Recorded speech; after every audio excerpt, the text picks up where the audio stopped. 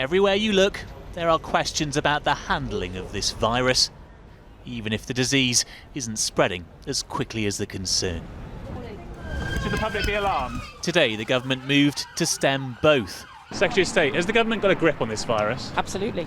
Cabinet members arriving for an emergency COBRA meeting Coughs and sneezes spread diseases. to agree more official actions. Wash your hands from national anthem. The Prime Minister promising a full plan tomorrow. This is a problem that I think is likely to become more significant for this country in the course of the next days and weeks, and therefore that we've been making every possible preparation for that, and this country is very, very well prepared. 39 cases have now been confirmed in the UK, including 2 more today in Devon, where 5 schools have been closed as a precaution. But the Health Secretary says others shouldn't need to.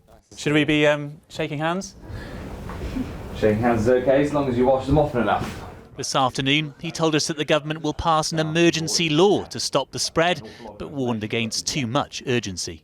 The single biggest thing that everybody can do is to wash your hands more often for 20 seconds whilst singing Happy Birthday twice. But right now, the advice is not to cancel big events. We're not ruling out doing that later, similar with schools, unless there's a positive case of somebody in that school, whether teacher or pupil, and you have the advice from Public Health England having taken that on board, then schools should not be closing. How far away from some of those bigger measures do you think we are at this stage? There's several weeks until this will become a very widespread in large numbers, even in the worst case scenario that we're looking at.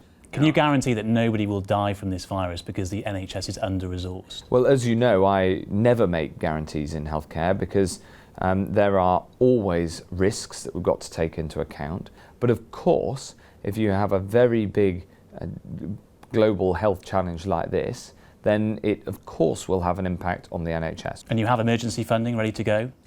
Well, this isn't really about the funding. As I say, there is record funding in the NHS right now. Are there any contingencies in terms of funding? We've already made extra funding available to the NHS to deal specifically with things related to coronavirus, and I'm open to doing that any day of the week to make sure that we are as well prepared as possible.